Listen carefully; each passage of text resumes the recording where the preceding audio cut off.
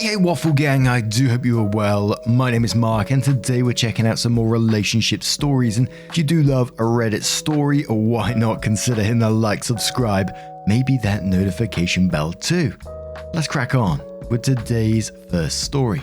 Now today's first story comes from a throwaway account who says, "Am I the arsehole for not wanting my husband to have access to my inheritance? My mother passed away last year, and the entire process is about to come to an end in just a few weeks. For the past 6 months, my husband has been looking at a multitude of things that on a regular day, we definitely can't afford. He'd have to use credit or save up for weeks or months. A person can wish for stuff or want to work towards a treat for themselves, but he hasn't made an effort to save up for these expensive purchases. Instead, he's been asking for updates on the legal process and asking how much longer it's going to take. He's even asked me several times about an estimated amount. I've given him very little to no information because at this time, things can still drastically change, with a creditor popping up and saying that money is owed or etc. He's not the most responsible person with money. I've managed the finances full time for the past 3 years straight. He used to manage our finances, but he has a history of sabotaging our financial goals and blowing our budgets. My intention is to use half of my inheritance to move our family into a house, then save 40% to help my children in the future, like graduations, college, trips, their first cars, etc., and have a small emergency fund. Something we couldn't do before this because my husband kept giving his money to his side of the family to help them with bills, grocery, legal troubles, etc., draining our accounts and leading our family to homelessness 3 separate times. I understand that if it's family, you have to try and help somehow, but letting your 3 children and wife become homeless because an adult family member couldn't be responsible enough to pay their own bills or got into legal trouble is a hard thing for me to fully understand. I really don't want to wake up one day and find out that every cent has been spent behind my back. I'd like to open an account in my name and follow through with the plan I mentioned above. He has made it clear that he intends to buy a new vehicle, tech, game system and other items just for him, not our children or to improve our family's future. When I talk about investing or saving, he says that life is too short for that. I told him that it wasn't about us, it was about our children. And his response was that when our children become adults, they should work for what they want. That statement seems backwards considering his actions as of late. I know for sure that if his parents pass, we will have to pay off their debts and cover all the unknown costs out of pocket. Financially speaking, started my marriage with my husband completely debt-free, and I've worked for years to finally get him to be debt-free as well. But over the past 10 years, he's paid off his parents' credit card and IRS debts. They live paycheck to paycheck and think saving money is pointless. I'm not sure if I'm making the right choice, but I really just want my children to have the same happy and stress-free childhood I had. Am I the arsehole? And I'll post an update on Tuesday, which we have here as well. So you asked the question if you're the arsehole for not wanting your husband to have access to that inheritance, and then you gave us loads of huge red flags why you shouldn't do so. You've been homeless 3 times because of him giving money away to his family? Seems madness to me. Don't get me wrong, I'm a big family person and I understand wanting to care for your family, but at the expense of your wife and children? Seems crazy. And the fact he's asking for updates on this money and he's already got plans to buy a new vehicle, tech, game system, yeah, why would you let him have access to this money? But I think it's a lot deeper than this with your relationship and what's going on. But TabbyCat4 says, not the arsehole. Inheritance isn't marital property, but you need to be straight up with him and tell him he isn't going to have access to it. You're going to have enough spine to put your foot down.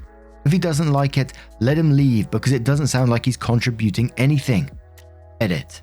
Thanks for the awards, I wasn't expecting to have the top comment. And please read the other comments and talk to someone that can give you financial advice and help you protect that money. Keep it wholly separate from any joint funds. Don't even use the same bank if you don't have to, and don't tell him when you have it. Be prepared for an epic tantrum when he finds out he isn't going to spend your money. Murphy suggests, not the arsehole, and get a lawyer to help set everything up so he has no claim to the money ever. Open a separate account and don't put his name on the house deed. Also, are you in the US? Because you won't have to pay off his parents' debts. It comes out of their estate, and if the estate doesn't have any money, it doesn't come from family. Yuki says, not the arsehole, do not tell him how much it is and do not let him access any of it. He is not entitled to your inheritance, it's yours and yours alone. He has proven that he cannot manage money, and it's no wonder, given his parents are not responsible either. For the sake of your kids, protect this money from him. Put it into an account only you have access to, and make sure your kids are the beneficiaries on any account you set up, including investment accounts. If you use part of the money to buy a house, put only your name on the deed and set it up so your kids inherit it if something happens to you. Every response to this with anything other than "you are right," consider whether you want to stay with someone who would rather spend money on himself than help your kids have a better future. If a new car is more important to him than college for your kids, your goals are not aligned and it's not going to change. He is who he is. Brief Horror says, you're the arsehole. Why are you still married to him? You're risking the entire future of your kids to be with a guy who couldn't find fiscal responsibility given an X marks the spot map and a guide. He can still just spend the money without knowing how much it is, and you'll be responsible for the fallout and have to use the inheritance anyway. LV16 says, not the arsehole, and quotes, leading our family to homelessness 3 separate times, then says, I'm sorry, what? How on earth are you even entertaining the idea of giving him any kind of access to a large amount of money? Looks to me like he has told you many times what he's going to do with that money. He's going to blow it, just like he has been doing. He's going to blow the money, your investment plans, and your kids' futures. Sorry, but I'd have divorced his ass ages ago. If you hand out money to the point of making me homeless, there's no way in hell that trust could be earned back. The pissed off goose asks a question saying, info, why'd you keep letting this man make your children homeless? Which OP responded saying, I wasn't letting him. I thought it was a mistake on my part until recently. The first time I was in the hospital for over a week after a difficult pregnancy and delivery with our first child. At that time I gave him full control over our finances, because I wasn't even healthy enough to walk from one room to another on my own. A month after I got home, we had to move into a hotel. The second time was shortly after our second child was born. I had saved a small baby fund to purchase toys, furniture, and other baby supplies to make things easier. He had full control for about 4 months before we had to move again. And the last time was after our last child was born. I had a tough recovery from surgery with multiple complications. I honestly didn't get a full picture of what was going on until after we had to move a third time. That's when I started digging. I thought that I was bad at financial planning, spending too much or not accounting for our expenses like hospital bills. But I kept finding questionable transactions. When I confronted him about it, he told me everything. I thought we kept going homeless because of the hospital bills or something else that was my fault. But now I know he was buying things and giving money to family members behind my back. Due to the character limit on this post, I could only glaze over things. So then OP updated the post, which says, thank you to everyone who gave me the advice I needed. My mum was the only person I trusted enough to ask for advice on serious issues. Thanks for the awards and giving awards to those who gave me sage advice. I wasn't expecting any response and my post to be buried by more interesting ones, maybe 5 at most. Some people ask questions that I would not like to address, on the off chance that my husband, his family or friends find this.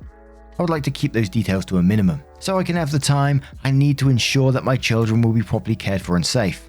You're all correct. I was a shit parent in the past. I was too focused on making the money for our financial goals and not paying attention. I was too trusting without doing my due diligence. For that bit, I can accept responsibility and fight tooth and nail to make changes to be a better person and parent for my children. I spent 2 days lining up appointments for the first week of October, when I know I have time alone to handle everything privately. I found a divorce attorney, a financial advisor, and a bank that's a bit out of the way. I also made an appointment to visit the firm handling my mum's estate to find out what my options are with them. Everyone was correct about their assumption that I live in the US. That's the most I can say. Some things to clarify. I truly am unsure of what kind of financial ties my husband has created with his family members. That's why I said that if his parents pass, I'm sure there will be debts to pay. But I'm definitely not going to be around long enough to finance it. A lot of people ask how I could be with him, and he wasn't like this while we dated and after we got married. It probably started midway through my 4th pregnancy with our now firstborn. It made sense that all of the trouble we faced, just to have a child, could have drained us. I believe because we kept all of our bills paid and filed away. My binder of medical bills was 3 inches thick. from my first pregnancy to the day our firstborn came home from the NICU. With that in mind, I just accepted it as a blanket reason for everything each time. He would reopen that wound about how expensive it was for all of that, how it's going to be more expensive the next time. I purposely had a birth control procedure done after I had a near-death experience with my last child. I did it for health and moral reasons. I never told him about the procedure. I'm still with him because my situation isn't so cut and dry. I had to dig our family out of a hole and got an apartment. I tried to create as much stability as possible to focus on my mum. All of this came around the time I was taking care of my mum. From the day I first took her to the hospital last year, I had to table it until now. And that was the end of Opie's post, with no further updates as of yet. But what do you guys make of this situation? Let me know your thoughts down in the comments below, and let's move on to another story.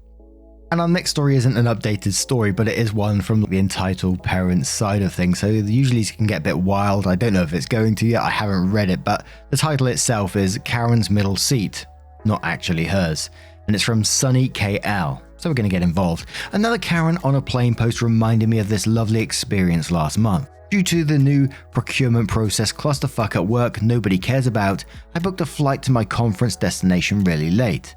All that was left were middle seats or ponying up personally for an upgrade, which wasn't going to happen for a relatively short flight. Out in the boarding area, they announced many times that it was a full flight and kept begging people to gate check their bags. It wasn't subtle.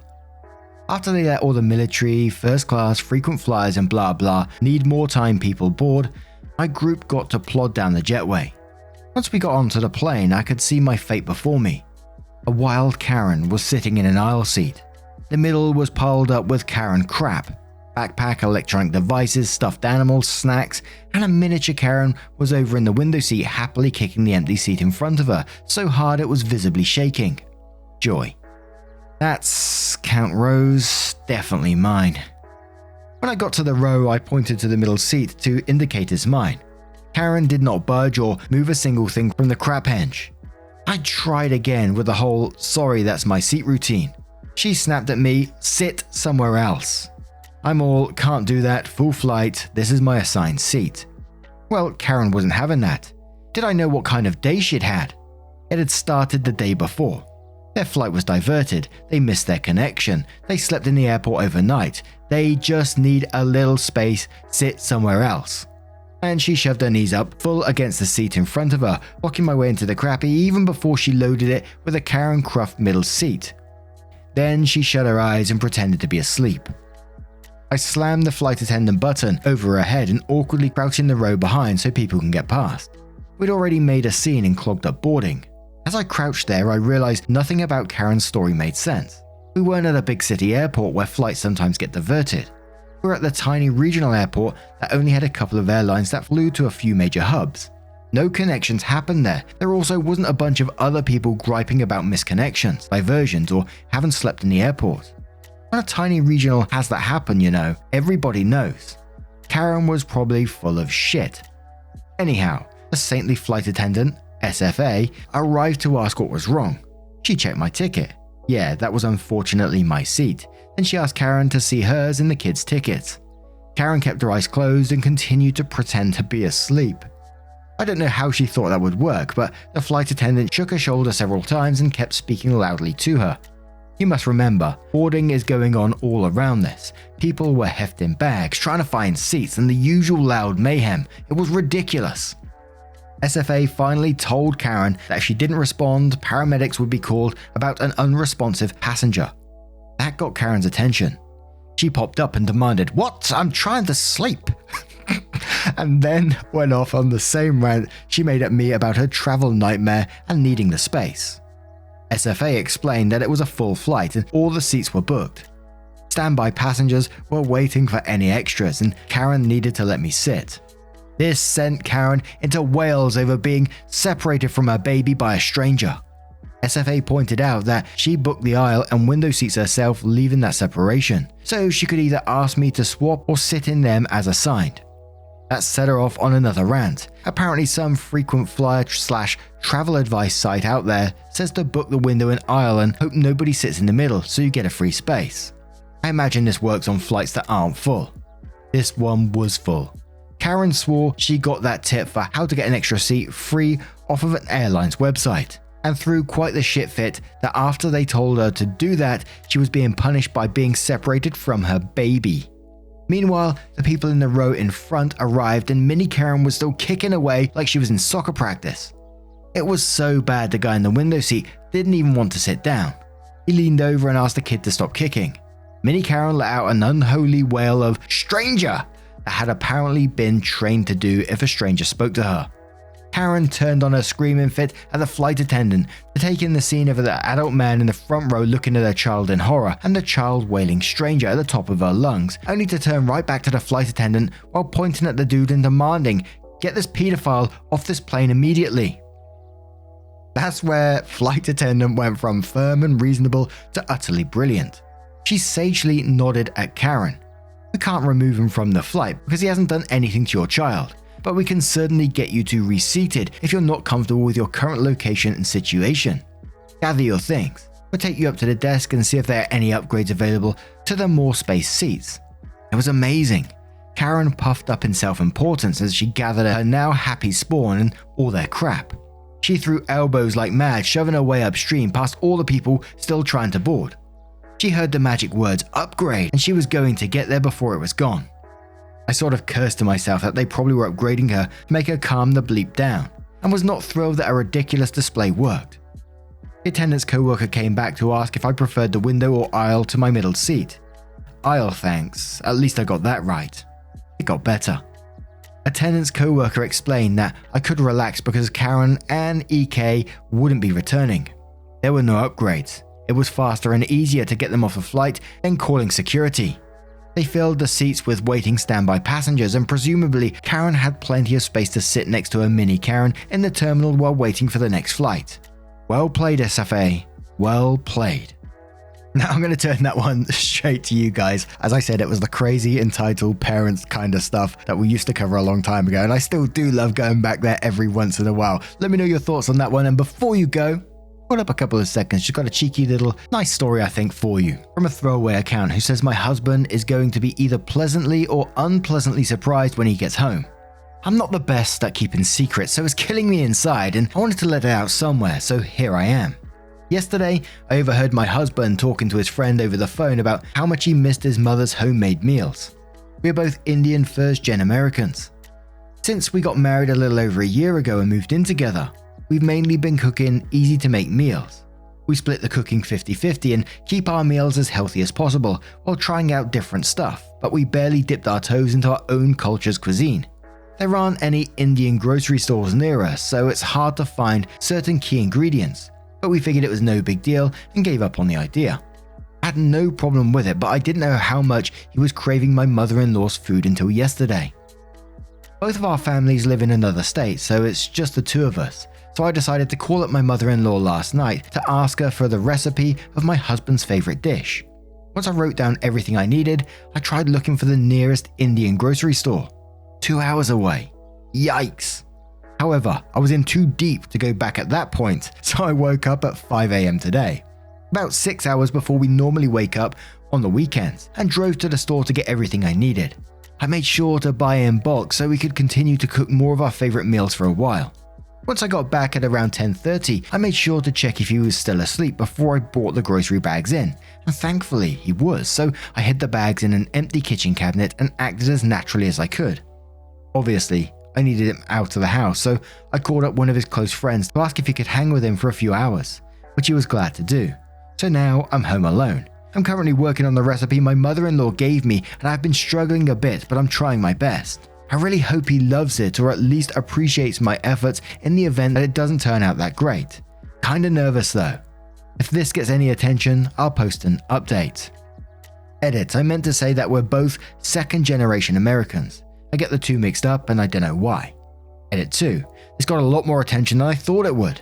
I frequented back here while I was cooking to upvote all the lovely comments, and it really eased my nerves, so thank you all so much, and thank you for the awards. We finished eating a few minutes ago and my hubby just hit the shower, so I'll have an update soon. And we're going straight into OP's update. OP updates the post and says I'd finished cooking and setting the table a mere 10 minutes before he got home, so I started cleaning up the kitchen as I waited. I had the pleasure of seeing his reaction as soon as he walked in, since there's a perfect view of the front door from the kitchen. He was instantly taken aback because the aroma of most Indian food is very much distinct. His eyes shot back and forth between me and the food for a few seconds before he asked what was going on. He's usually very calm and collected, so it was endearing seeing his emotion written all over his face. He reluctantly inched towards the food, and once the realization hit him that it was his mother's recipe, he wore an expression that I hadn't seen before. His voice cracked and it turned into a sob when he thanked me and embraced me in a bone-crushing hug. I'm still sore from it. He hasn't cried in front of me in months, so I was just as much, if not more, taken aback than he was. I was supposed to render him speechless, and there I was, at a loss for words. I didn't expect him to react that way in all honesty, and I found myself tearing up too. He had expressed that no one had ever gone out of their way to do something this thoughtful for him, and it made my heart all mushy. Anyway, after we both calmed down and sat down to eat, he could tell I was anxious about him trying it, so he reassured me that nothing could possibly ruin the night unless he gets food poisoning, but even then, he'd vomit his brains out with a smile on his face. His jokes always lightened the mood, so I was grateful for that.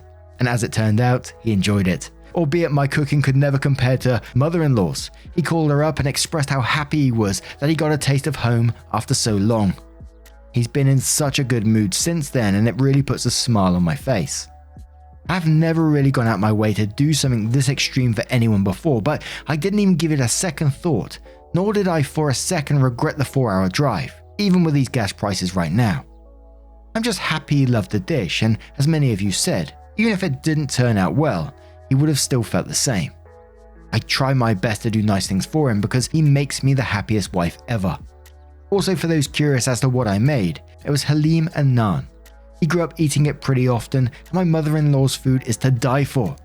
I wish I had taken a picture, but my phone had died by the time I was done cooking. Probably because I kept hopping on there, lol. And my husband was too eager to dive in to even think of taking a picture of the food. To me, that just made the moment even more special. Bloody hell, you cheeky so-and-so, you got me tearing up over here. Bloody onion ninjas. Just setting that scene that you did there where he walks through the door, you saw his face, he saw yours, and you're both getting upset. Just how happy you've made each other is absolutely so bloody wholesome.